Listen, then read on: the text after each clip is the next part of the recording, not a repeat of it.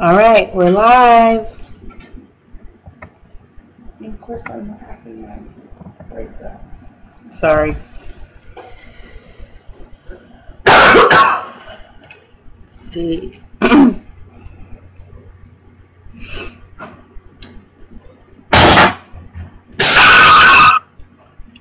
right, we are getting audio. All right. Our first real live stream, we did a test last night. If you watched yesterday's episode of JoF TV, you know my dear wife here is having some allergy issues. Yeah. We live in Austin. It's to be expected. So...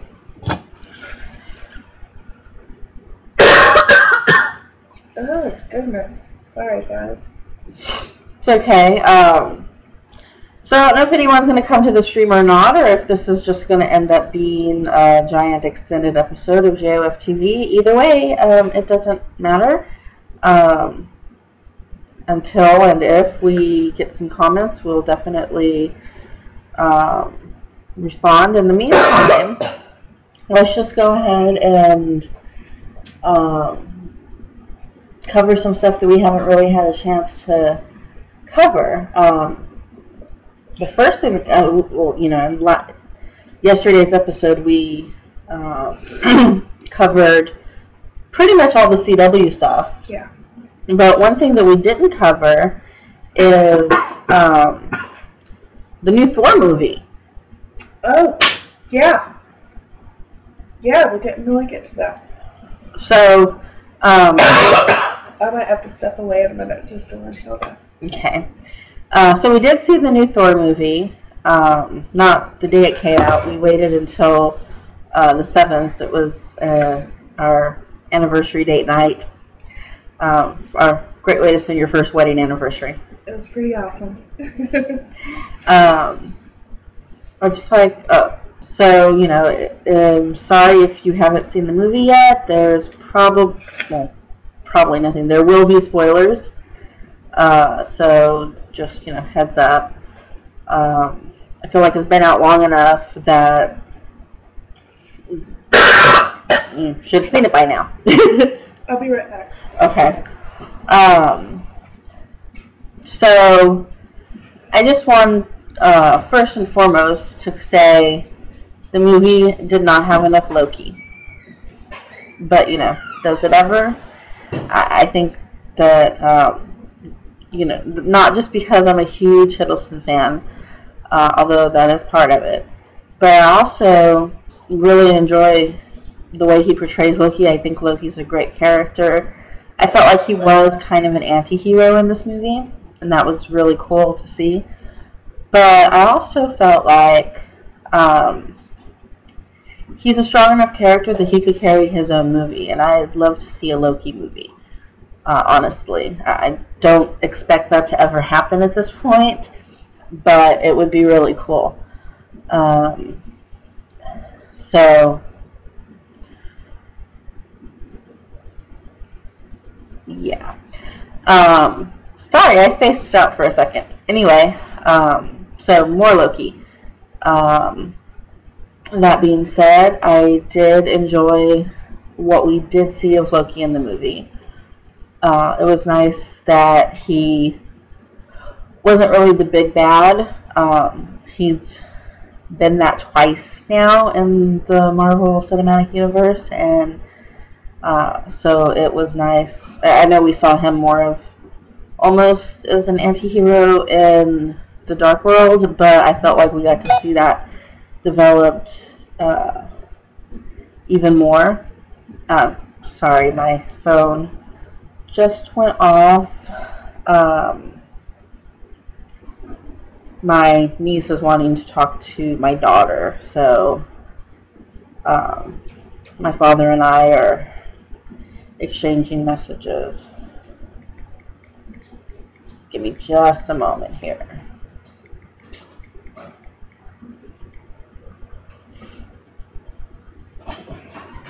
Alright, sorry about that. Anyway, so as I was saying, I thoroughly did enjoy what we did see of Loki. I thought that the way that they addressed him being king was great. It was nice to see him still in Odin form. It was very interesting to see how Asgard's been doing under his rule, and so I did like that. I also thought the whole play scene where actors were playing Loki and Thor was kind of interesting. Definitely Loki's take on things. That was cool. But mostly, my favorite thing about that whole scene was how quickly Thor saw through Loki's disguise. And so, once Thor was back on Asgard, once Thor was back on Asgard, it didn't take him very long to see through Loki's facade. Hi. Hi, I'm just talking about Loki. Of course you are. Anyway, I was saying that I didn't think there was enough of Loki in the movie. He needs his own movie, and I really liked the part at the beginning of the movie where we got to see what Asgard was like with Loki as king, and that it was interesting how quickly Thor saw through the facade once he was back on Asgard. I agree, he needs his own movie, but the name of the movie is Thor. I do think Loki was kind of redeemed in this movie, though. I think we got to see him redeemed a little bit in the Dark World, I felt. Yeah. But I think him as an anti-hero really shined through in this film more. In my opinion, there were not enough Valkyries in this movie. I'm kind of in love with them now. But they're beautiful, they look like angels, and they're all like badass warriors too. What's not to love? Hi, dog. This is my dog. His name is Gretzky. Like Wayne Gretzky, the great one. He is not the great one. But he's a good boy. Most of the time. 96% of the time, he's a good boy. Anyway, I liked how they took Thor, and it wasn't as dark and serious as the last two Thor films. It was No. much more lighthearted, much more comedy heavy, which worked. Yeah. At the very beginning of the movie was such a different tone that I was kind of like, is this a satire movie? What are they doing? But as it went on, it became clear just how well the comedy worked with those characters.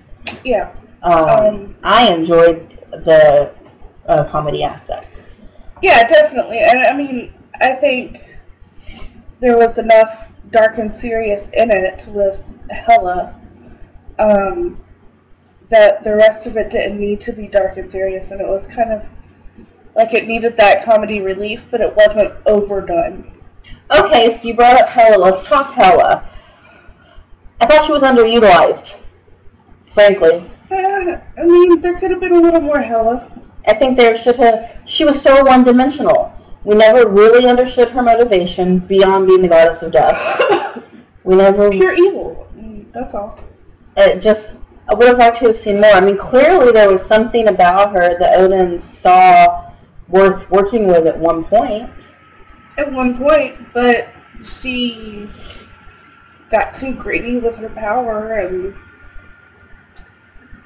she's the goddess of death, and if you just let her go, then everything dies, as we saw. Oh, that did happen. Yes, and I don't know, I would have liked to have seen more from her. There could have been more character development.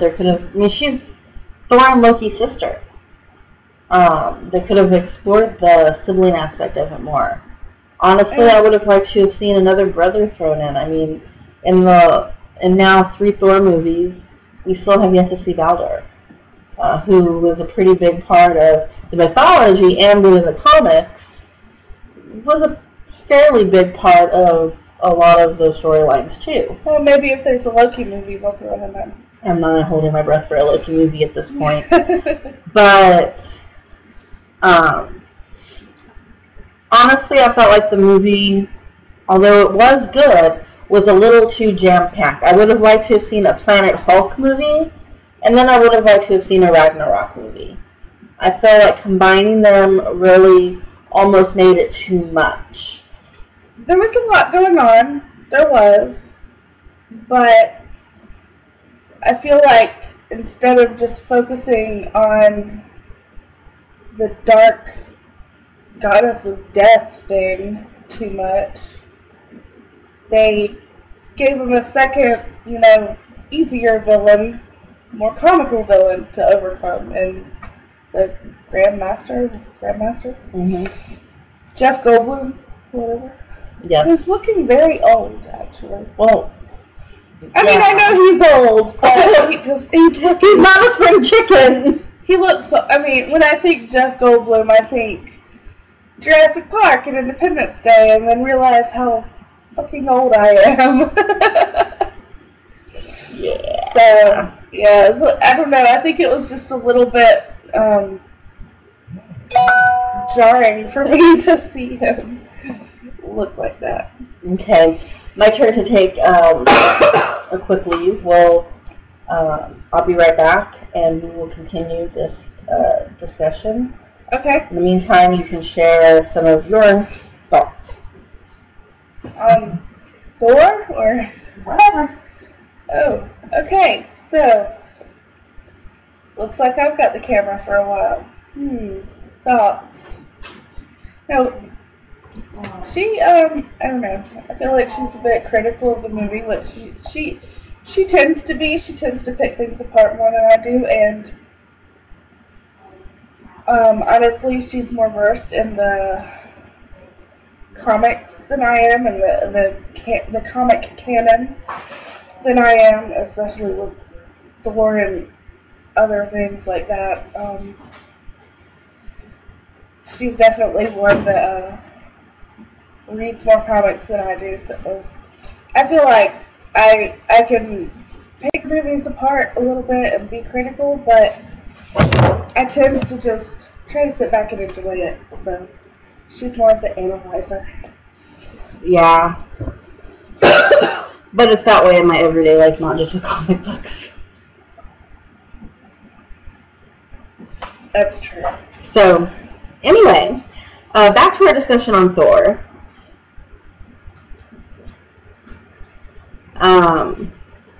Where did we leave off? Hella Grandmaster Jeff Goldblum. Yes. Jeff Goldblum is old. No, but I thought that Thor was a good movie. I thought Hela was a great villainess. I would have just liked to have seen more from her, that's all. I feel like they didn't utilize her as well as they could have, that's all. Yeah. But, yes, I did like the Grandmaster storyline, and I have no issue with the Planet Hulk storyline at all.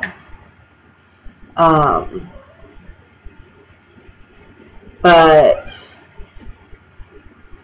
looks like we may be having some buffering issues. Yeah. So hang in there. Hang with us. First row I'm doing here, so just stick with us here. Anyway,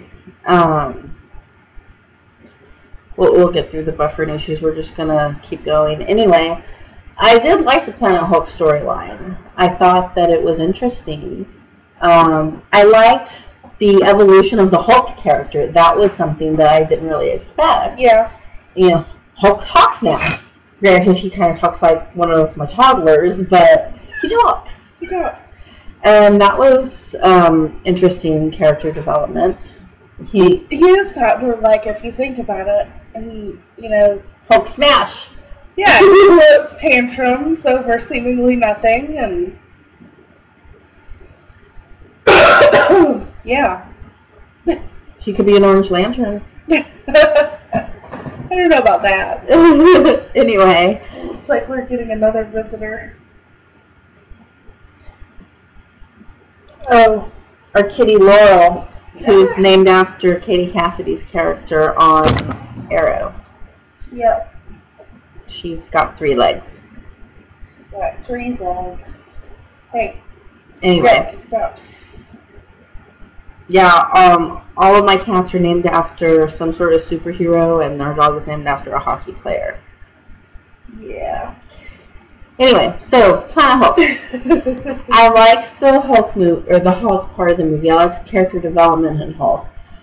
I liked the fact that there was a clear fear that we saw in Bruce when he left Hulk form, and yeah, he was shocked that he had been Hulk for 2 years. Mm-hmm.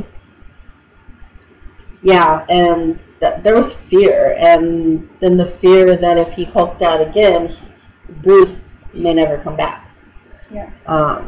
He clearly doesn't have control over Hulk, and that would be scary. Yeah. You have this monster inside of you that basically takes over, and you can easily lose yourself in him and have no control. I can see how that would be terrifying. It's a little bit akin to the Caitlin Frost thing. Yes. Except now she seems to be able to control it. Right.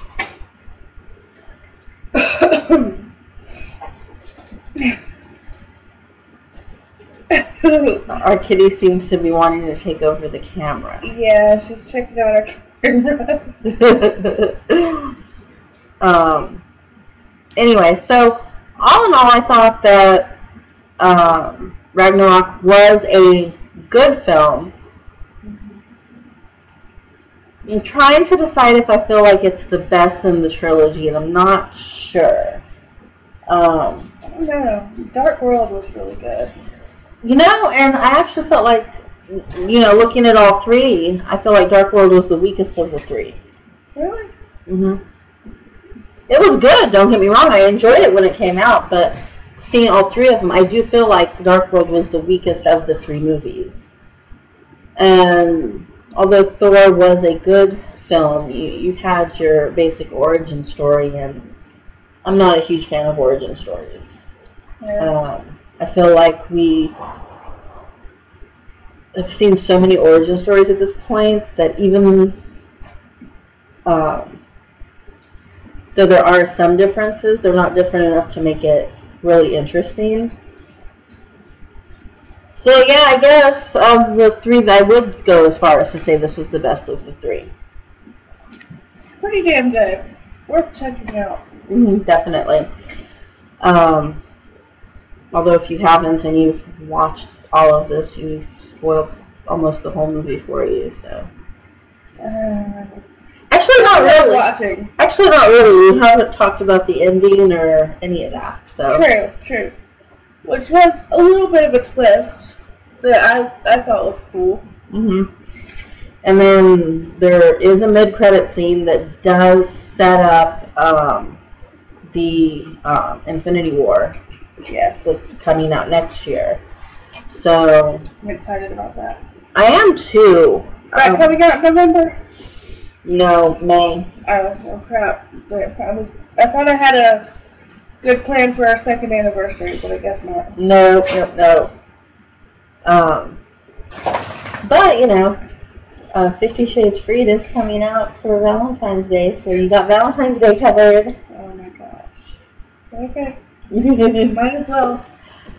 I'm sorry, I happen to like the 50 Shades trilogy only in film form. The books are unreadable, but I really do like the two films that have been out so far. The films have actually been really good and really well done, considering the source material they had to work with, because, oh my The books are unreadable.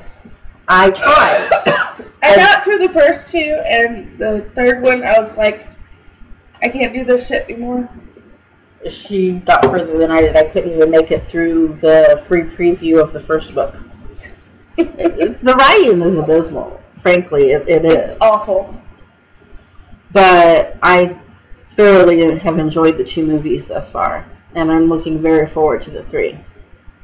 I want to write a 50,000 word piece of shit and send it to a publisher, and when I get rejected, I want to respond with, but E.L. James got published. Yeah, I can't explain that. Because if I was a publisher, I'd be like, what the hell is this? Yeah. The verb tense alone. I just, that's the thing that makes it difficult to read for me, because it just... That's like just one of many problems in that book. That's one of my pet peeves, though. Okay, let me explain this. So for me, when you write a book, you're telling a story, and you're telling a story that has already happened.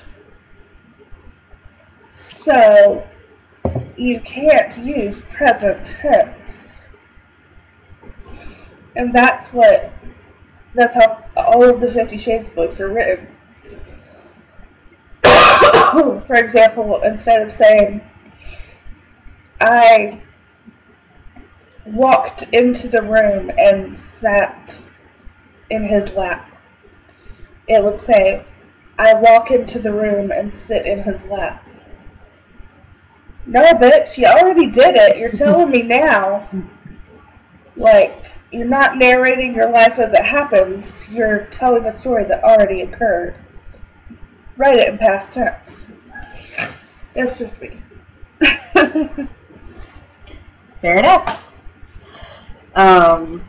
Hi to the two people watching. Oh, hi! I didn't notice people were watching. Where do you see that? Oh! I'm still learning about this live stream thing. So, hi.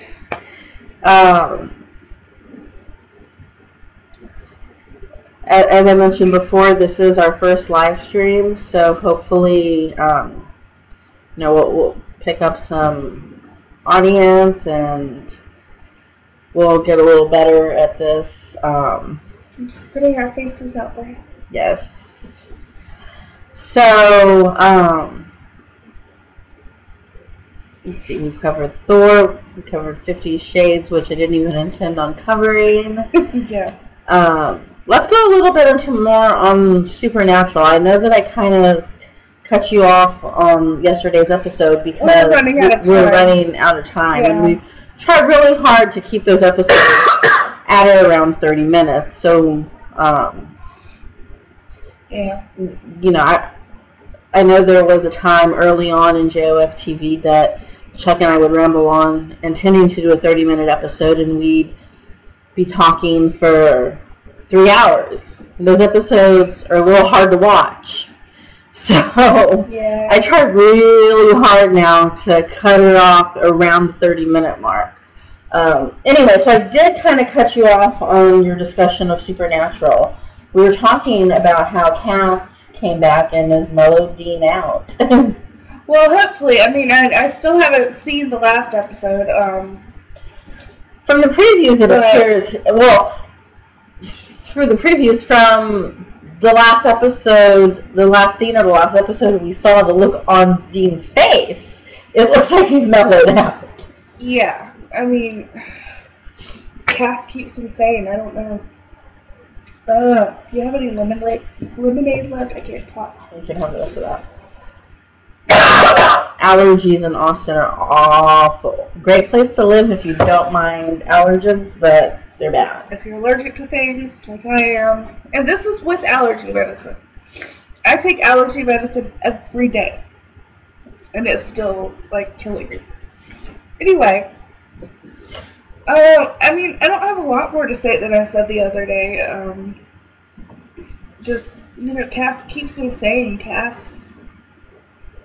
I'm looking forward to seeing he needs Cass. the difference that we're going to see. We're bound to see between Dean and Jack now that Cass is back, because Cass clearly wants to protect Jack. Yeah. He wanted to before. So with Cass back, it's not just Sam saying, hey, we need to protect him. It's Cass saying, hey, we need to protect him. Yeah, exactly. So how is that going to change the way Dean is dealing with Jack? I mean, he might still not like it, but I don't think he'll fight Cass as much as he's fought Sam. I don't think so either. And part of that I think is because it's Cass.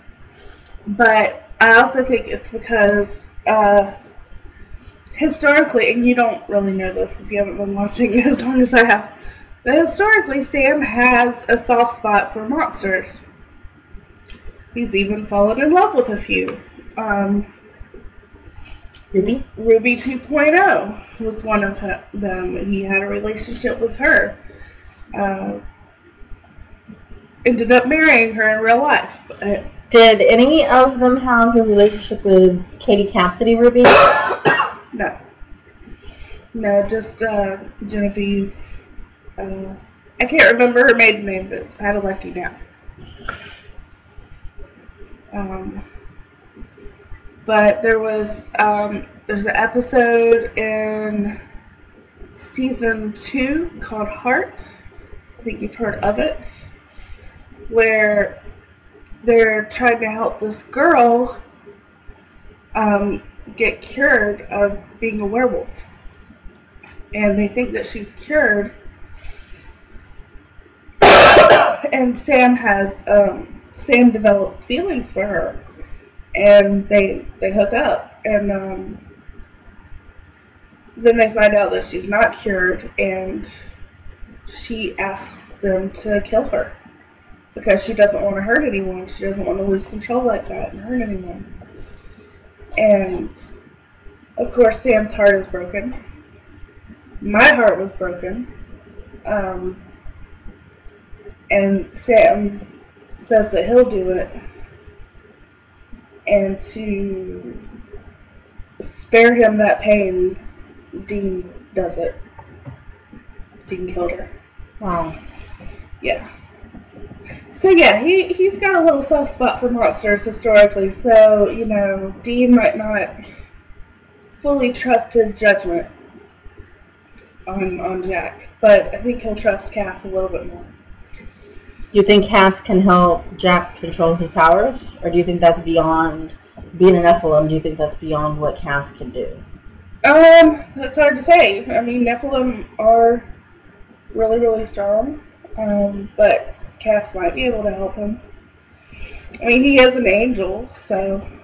I think the most interesting thing is, obviously, at some point this season, it may be mid-season, it may be more towards the end of the season, but at some point, you know, Lucifer and Mary are going to get out of the alternate world and make it back. Oh, yeah. And Lucifer is going to find Jack. Mm-hmm. That's going to be interesting. Yes. Yeah, it'll be interesting to see how Jack reacts to that, and if he, you know, goes off with his father or fights him to stay with J squared and feathery ass. Feathery ass. Feathery ass. Okay. It's okay. You're not really initiated. Nor do I want to be. Supernatural. So, the two people watching, if you have a comment or anything, please feel free. Say something. It says at the bottom of the screen, say something. So, comments, questions, anything, feel free. We'll respond since there's only 2 of you. I'm sure we won't be too crazy. Yeah, let's find you crazy with the comments now.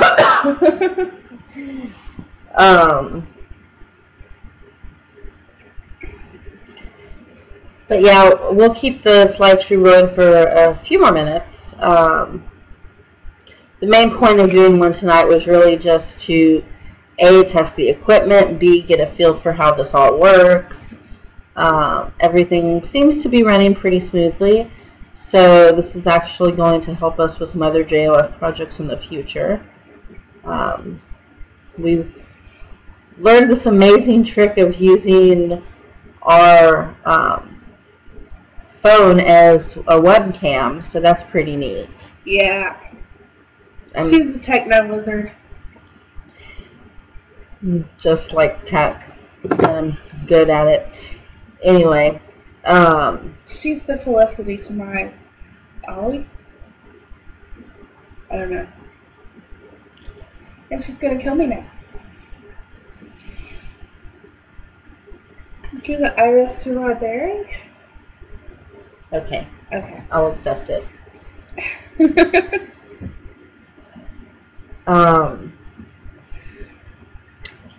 Let's see, what else do we need to cover? Gifted. We didn't really get a chance to discuss the Gifted. That's right, we didn't. We had to rush through that. We're way behind on it, but as someone who is not an X-Men fan, I've never been an X-Men fan. I'm an X-Men fan. I'm not. I've never enjoyed those comics or any of the media associated.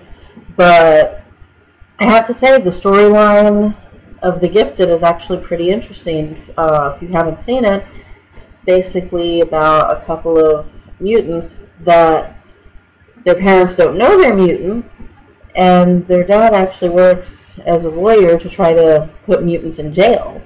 Only he finds out his kids are mutants, and so he goes on the run from the very people that helped him lock up mutants before.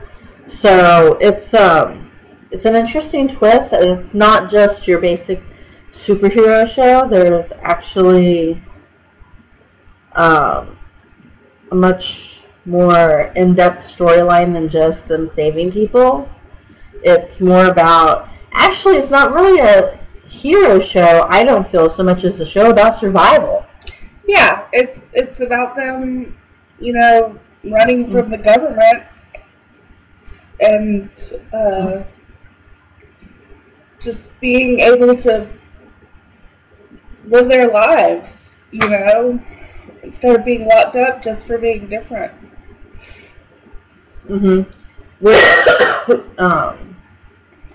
I find the whole thing very interesting, and it does, from what I hear, take place in the X-Men universe, the same universe as the films, which, as I said, I don't watch. I've never enjoyed that, but I am enjoying the show. So it's been, you know, I only initially checked it out because Blair Redford was in it, and it turns out I actually quite like the show. Yeah. Of course, I do like Blair Redford's character. He, as always, is a brilliant actor. But there's definitely more to it than that. It's not like Arrow where I'm watching for one person. Yeah, no, I think the ensemble, the ensemble they've created in that show is pretty strong. Yeah, pretty strong and really interesting. Like, I'm interested in all of them and what their story is and what their powers are. And, yeah.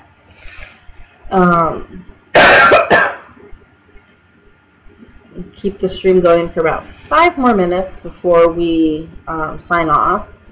So let's see, what else have we been watching? We did check out the new Dynasty on CW. A bit behind on that. It's one of those shows that I'm not like every week, oh my god, we gotta catch up. It's definitely one that I do enjoy, but it's also going to be one that I'm like, okay, the fall season's over, we're on winter break now, we've caught up on everything, everything's in repeats. Oh look, we still have Dynasty on our DVR, let's catch up on that now. Yeah. It's going to be one of those, I'll watch it when I'm caught up on everything else and there's nothing new on TV. I wouldn't call it like must-see TV or anything. Yeah. But, you know, there's been some interesting twists that have been fun to watch, but it's not my favorite show by any means. And even as soaps go, it's not my favorite. I would still take my daytime soap, General Hospital, over Dynasty any day. I was going to say, it's kind of like a soap opera dressed up as a primetime drama. Well, it harkens back to the original Dynasty, back when soaps were all the rage back in the 80s, and that's exactly what Dynasty is. It's a primetime soap, just like Dallas was, Knots Landing. All of those shows were primetime shows that were primetime soaps because there was a time that soaps weren't a dying breed. You know, you had not just General Hospital and Young and the Restless and less than a handful of others. In fact, I think there's 4 soaps left on the air. General Hospital, Young and the Restless, Bold and the Beautiful, Days of Our Lives. That's it. Which, like, I wasn't a big soap fan. Like, I watched Days of Our Lives when I was in, like, middle school. And stopped watching it, and just never really got into another soap. But a little over a year ago, maybe a year and a half ago, I started watching General Hospital with her. Baby, it was before we started officially dating, so it's been a couple of years. Okay, I guess a couple of years ago. Wow. So not long. Anyway, I'm like all into General Hospital now. Like, yeah. It's bad. It's a good show. And that's how the primetime soap started, because, you know, back then, that was General Hospital's heyday. That's when you had Luke and Laura and The Wedding and all of that. And then you also had Guiding Light and His Little Turns and Santa Barbara and Other Worlds. I remember watching Santa Barbara when I was a kid. There was, like, someone named Cruz or something. I don't know. I was a little kid when I watched that. Well, all the daytime shows were very popular, so of course networks tried to extend that into primetime, and that's where you got Dallas and Knots Landing and Dynasty. And so Dynasty is, and even as far as, you know, Melrose Place and 90210 were kind of an extension of what those started out as. So Dynasty is a primetime soap. Now, the 80s did it better. We have another visitor. The elusive Sydney. Feel privileged that you're seeing her on camera. This doesn't happen. It's rare to see her outside of our bedroom. She's not an overly friendly kitty. Aw, but my daughter.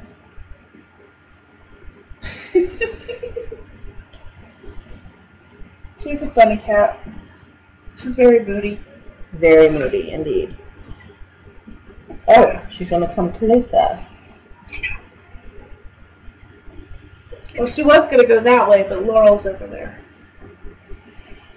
She's not friendly. She hates the other cats. She does. And the dog, of course. And the kid. And me.